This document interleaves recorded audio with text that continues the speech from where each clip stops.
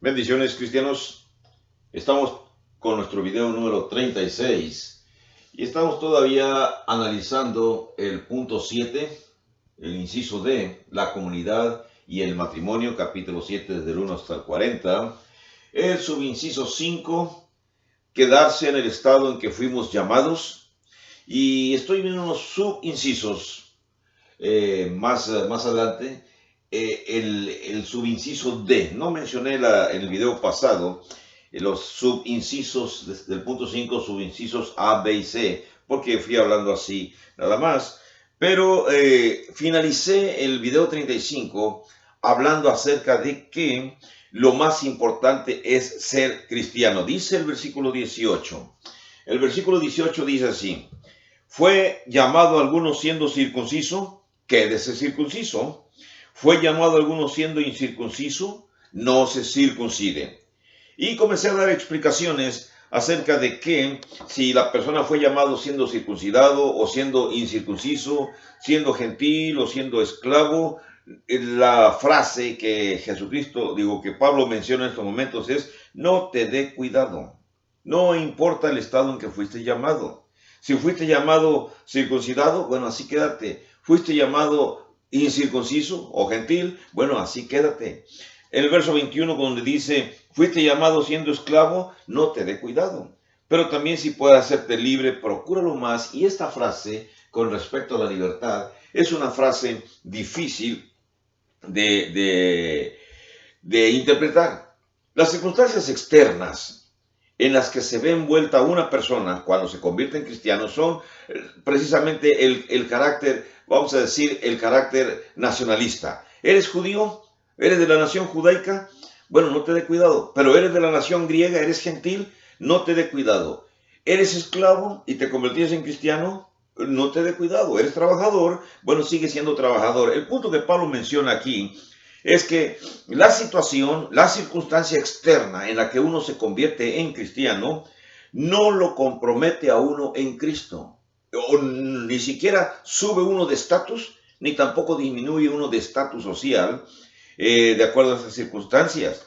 Los contextos personales de la vida, las circunstancias personales de la vida no tienen importancia, mencionaba yo en el video anterior, sino que lo más importante es ser cristiano, que una vez que nos convertimos en cristianos, entonces tengamos ese cambio de percepción del mundo que nos rodea, ese cambio de cosmovisión, el cual nos ayuda a entender mejor el mundo en el cual estamos habitando. Déjenme mover un poco esto para que el video, la cámara, me aluce bien, me enfoque correctamente. Así que finalicé diciendo que lo más importante es ser cristiano en el video número 35. Pero ahora en este video número 36 encontramos puntos importantes. Con respecto a la libertad, que es una frase difícil, vamos a continuar hablando. La circunstancia es la siguiente. Miren, la incircuncisión, dice Pablo en el versículo 19, la circuncisión es nada y la incircuncisión es nada. O sea, ser judío no tiene importancia en el cristianismo. Eres judío. Ser gentil o griego o incircunciso no tiene importancia. Ya eres cristiano. Entonces, el factor de raza, importante para nosotros como cristianos, el factor de raza no tiene peso para Dios. En la iglesia puedes llegar y te conviertas en cristiano y eres de ascendencia europea. No tiene importancia. O bien eres de las tribus originarias de México, mi país, un ejemplo. Eres llamado siendo totonaca, siendo huasteco, siendo huasteco o siendo náhuatl, o hablando esos dialectos, esos idiomas, o tienes lazos consanguíneos muy fuertes indígenas, no importa. Eres una persona para Dios. Lo mismo que el europeo que se convierte en cristiano, en la iglesia no hay razón, no hay motivo para ser jactancioso por tener diferente color de piel.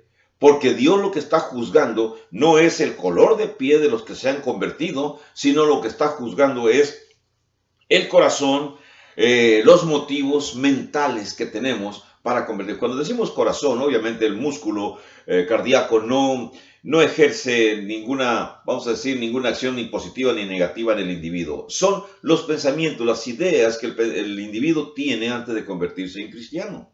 Así que recuerden que estamos hablando de Corinto. Corinto, una ciudad, una polis, en la cual se encuentran inmersos, se encuentran personas que son de la raza negra, de la raza blanca, de la raza asiática, que se concentran en sus viajes de negocio, en viajes de comercio, se concentran ahí en Corinto, y algunos son totalmente inmorales, otros quieren salir de la inmoralidad y deciden cambiar.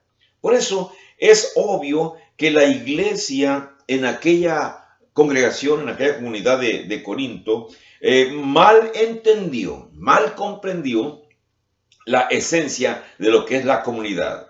Ahora, ¿qué es lo que importa? Lo que importa es la observancia de los mandamientos.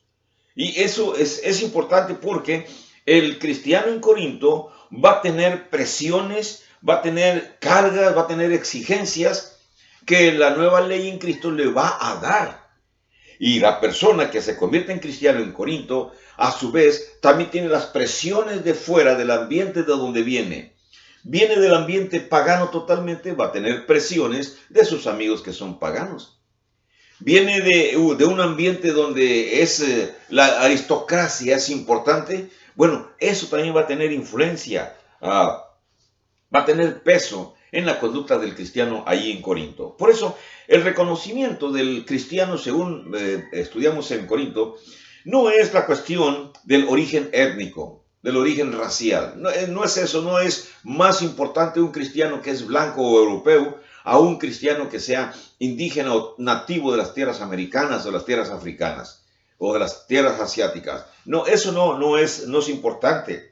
E incluso su condición sexual. Es varón, sigue siendo varón. Es mujer, sigue siendo mujer cuando se convierte en cristiano. Es libre, sigue siendo libre. O es trabajador esclavizado, sigue siendo un trabajador esclavizado de acuerdo al contexto que miramos en Corintios.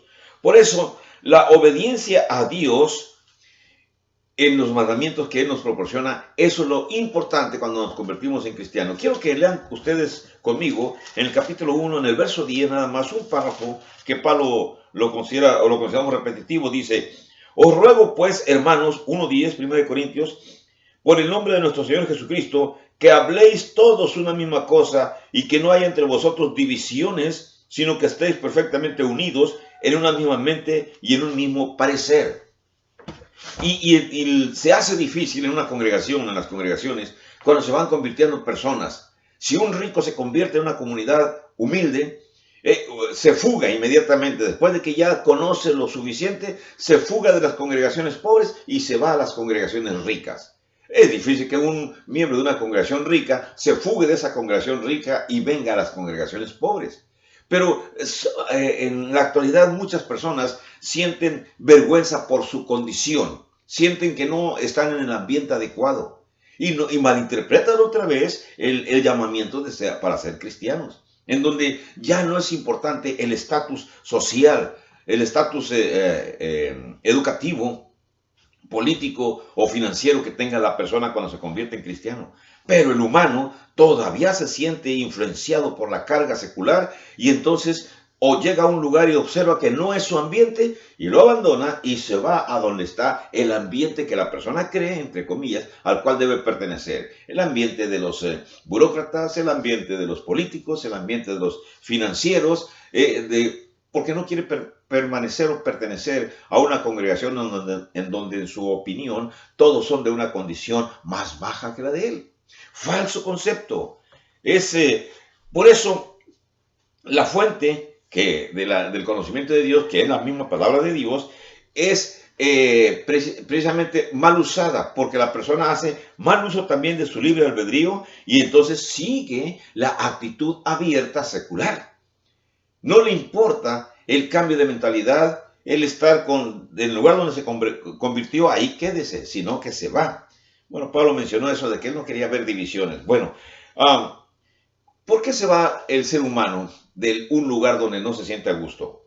porque quiere seguir la actitud abierta, la actitud liberal, la actitud con la cual se siente identificado, su actitud social.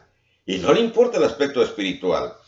Entonces, aquí es donde se encuentra, o notamos o encontramos la falta, el problema, la circunstancia negativa que hay en Corinto, donde se observa un confrontamiento entre la mente secular y la mente espiritual de Cristo. La mente espiritual de Cristo propone ideas, mensajes, cambios, pero la mente secular que trae el individuo que se convierte también propone ideas, cambios dentro de la comunidad. Ahora, con respecto a libertad, que les menciono a ustedes, que es una frase difícil de interpretar, sí se puede uno hacer libre. Dice el versículo 21, dice, si fuiste llamado siendo esclavo, no te dé cuidado, pero también si puedes hacerte libre, procúralo más. Ahora, vamos a dejar la frase ahí en su contexto social, histórico, la ciudad de Corinto, y la situación de los romanos conquistando al mundo africano, conquistando el mundo asiático y trayendo esclavos o intercambiando esclavos o comprándolos por dinero en regiones fuera de Roma. Y que cuando ya llegan a Roma, bueno, cantidad de personas se convierten en esclavos de los poderosos romanos que han conquistado toda la cuenca del Mediterráneo. La llamada de Dios en el libro de Corintios fue una llamada a libertad. Y aquí es donde encontramos la situación difícil de explicar. Significa entonces que el que se convirtió siendo un esclavo africano, ese esclavo cristiano tiene la obligación de hacerse libre o se convirtió nada más para obtener su libertad. Miren, la llamada de Dios otra vez fue una llamada a libertad. Y el cristiano esclavo quizá pudo haber usado esas explicaciones que sus predicadores, Pablo, Apolos, Aquila y Priscila, les proporcionaban y que quisieron haber usado la llamada espiritual como un pretexto para comprar o para conseguir su libertad social. ¿Podían existir cristianos libertos? Claro que sí. Compraban u obtenían porque el patrón era bueno, les proporcionaba cartas de libertad. La historia nos habla que sí se podía. Así que en el Evangelio, cuando el Evangelio se enseña, lo que el Evangelio muestra es el cambio espiritual que produce. O sea, al enseñar el Evangelio, se le enseña a la gente que debe de tener un cambio espiritual. Lo del cambio social es secundario, eso se va a lograr con esfuerzo, pero el cambio espiritual es necesario, porque cuando una persona cambia espiritualmente, eso no significa que va a obtener resultados inmediatos, seculares. Una mala interpretación. Yo en lo personal tuve muchos problemas con personas que convertíamos, personas que eran esclavos, o vamos a decir trabajadores en ciertas áreas, y que cuando se convirtieron en cristianos, malentendieron ser cristianos como ser libres de la esclavitud, del trabajo, y entonces hubo alguno muy fuerte su inclinación, que entendió que al convertirse en cristiano, la congregación tenía la obligación de proporcionarle cada domingo el dinero suficiente de las ofrendas para su manutención de él y de su familia.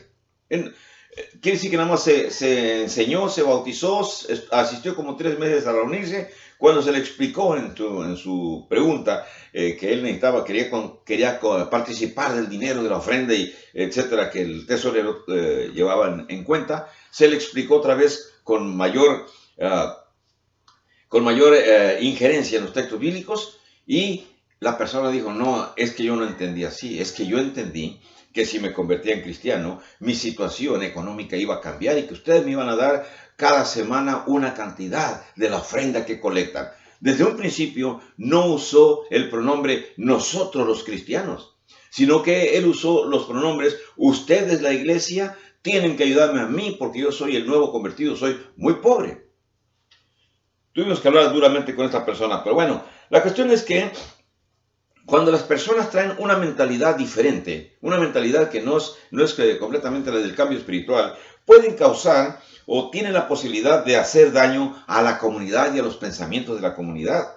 Ahora, existe Yo sé que ustedes han oído la frase acuñada, la teología de la liberación.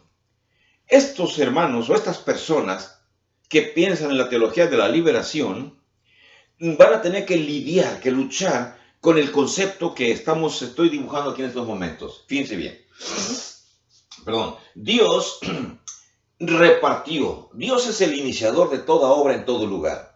Aunque los humanos, los evangelistas, los predicadores decimos que yo inicié la congregación, primero la congregación inició en la mente de Dios y luego Dios puso esa idea en la mente del evangelista, del predicador, y luego el evangelista, el predicador, el misionero es el que va a iniciar la obra, pero primero se fundó en la mente de Dios. Si Dios no hubiera tenido pueblo en ese lugar, no se funda ninguna congregación. Pero Dios, que conoce los corazones, sabía que en cierto lugar había un pueblo que iba a ser para él, y entonces proveyó los medios para que la persona fuera a evangelizar en esa área. Es mi concepto. Si usted está equivocado con eso, es su problema. Pero yo soy de la idea del concepto que donde quiera que se forme una congregación, primero se formó en la mente de Dios y después el predicador, el misionero, el evangelista hizo el esfuerzo para formar la congregación. Entonces, Dios viene y le reparte y llama a multitud de personas, los llama a través de la presentación del evangelio que hace el evangelista, que hace el misionero, que hace el predicador, el anciano, el diácono, el cristiano que anda haciendo obra evangelística. Una vez que se hace esto, Dios utiliza los dones que las personas tienen, los individuos que van a abrir una nueva congregación.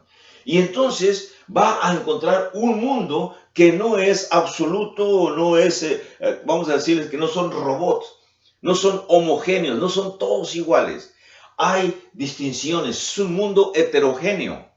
Por eso las distinciones que aparecen aquí en los versículos 17, 18, 19, déjenme ver aquí otra, digo del 20, 21, fuiste llamado siendo esclavo, no te dé cuidado. Versículo 18, fue llamado uno siendo circunciso o incircunciso, no le dé cuidado.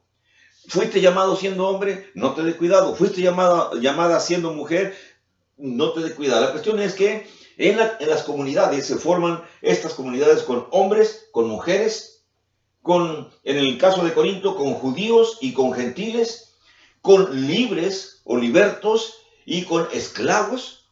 Sí, así es una comunidad que está formada de distintas personalidades. Ahora, la cuestión es eso de que esté formada de distintas personalidades, no es de gran importancia. Lo más importante es que obedecieron el evangelio. Entonces, estas personas forman el grupo, la comunidad de los obedientes. En Corinto surgió ese grupo con muchísimas dificultades por el ambiente social que existía en la ciudad. Ya hemos hablado respecto a que era un refugio invernal para las naves que viajaban con su comercio desde, vamos a decir, el sur de África, Egipto, costeando el Mediterráneo para llegar a pasar el invierno en esos golfos de Corinto. Y en esos lugares atracaban y los marineros, bueno, no tenían otra cosa que hacer más que bajar a la ciudad y ahí practicaban un montón de actos inmorales. Entonces ahí en Corinto fueron llamados, hayan sido por Pablo, llamados, hayan sido por otros evangelistas, pero fueron formándose en la congregación.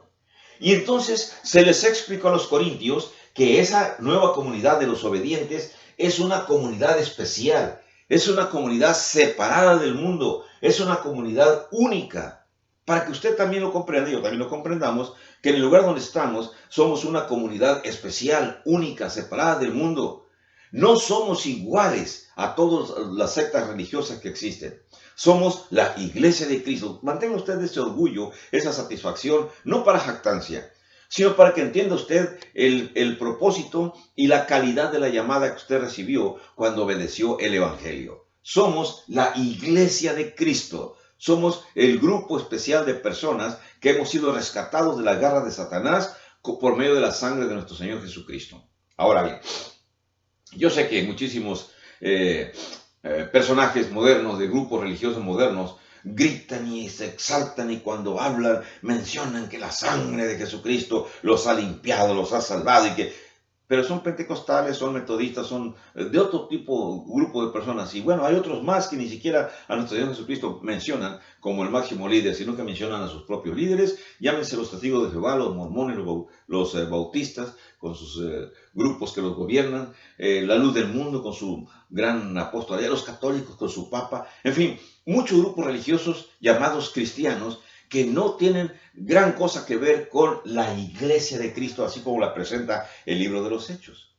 ¿Qué más tenemos esto? Bueno, este grupo en Corinto debió y deben, y también nosotros debemos, mantener el estado en el mundo, así como fuimos llamados. Fui llamado siendo un trabajador y me convierto en cristiano, sigo siendo trabajador, aunque pertenezca a la iglesia de Cristo.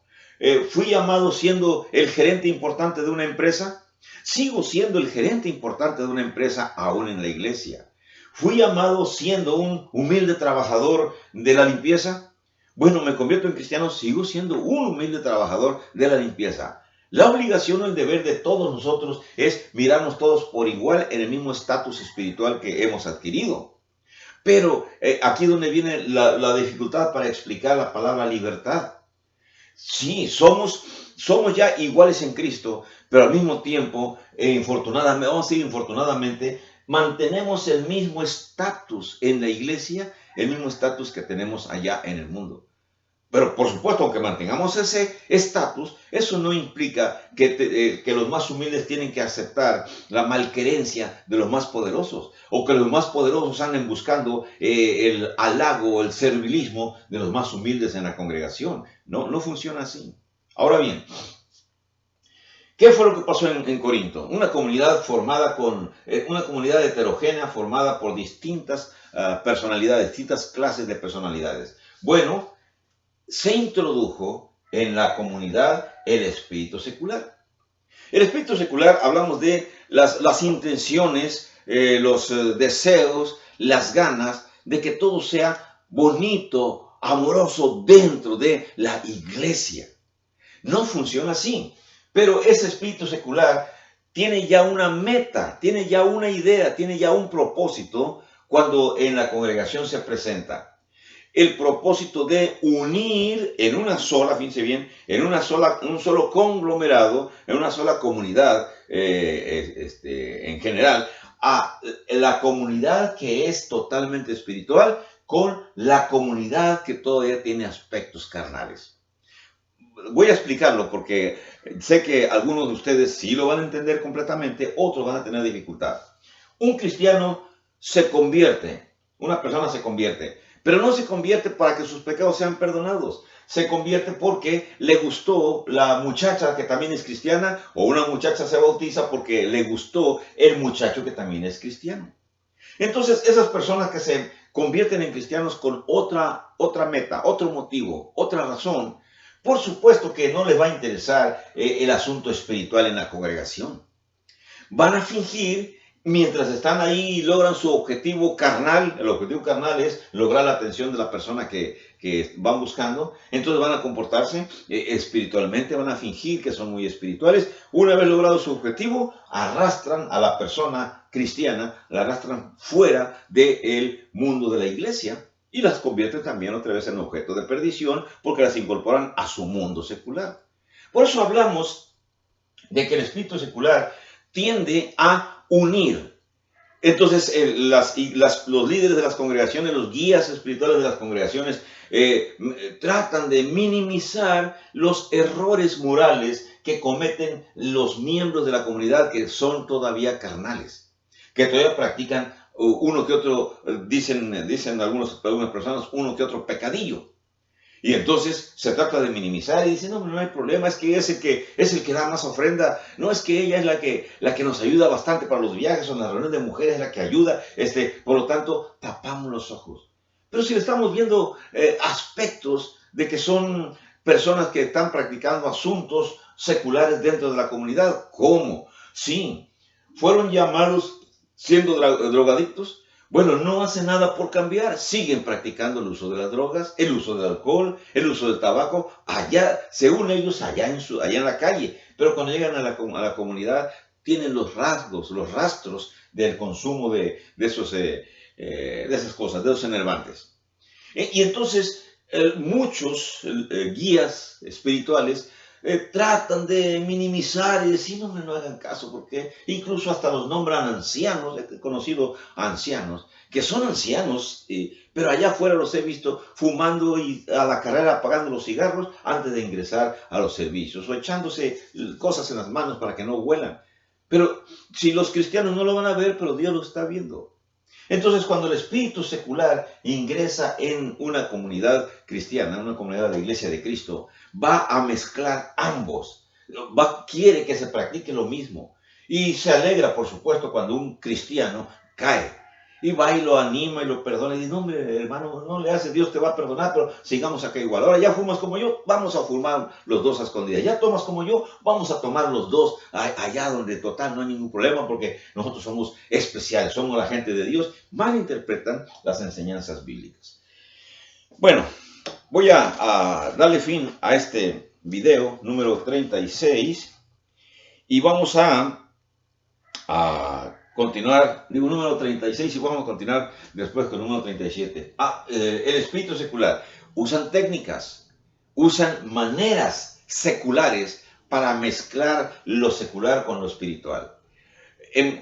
Voy a usar la palabra, usan las técnicas políticas, las mañas políticas, para poder formar una sola comunidad y poco a poco se va degradando o se degrada toda la congregación o a tiempo hay un descubrimiento y entonces aquellos que tienen espíritu secular deciden retirarse o se van y aquellos que sienten que pueden resistir la embestida y mantener el aspecto espiritual permanecen. O al revés, los espirituales se van y los seculares se quedan. Sucede. Bueno, Pablo va a hablar acerca también de las divisiones, o ya mencionó en el versículo 10, capítulo 1, verso 10, acerca de las personas que causan divisiones. Bendiciones para usted. Nos miramos en el video número 37. Que la pase bien.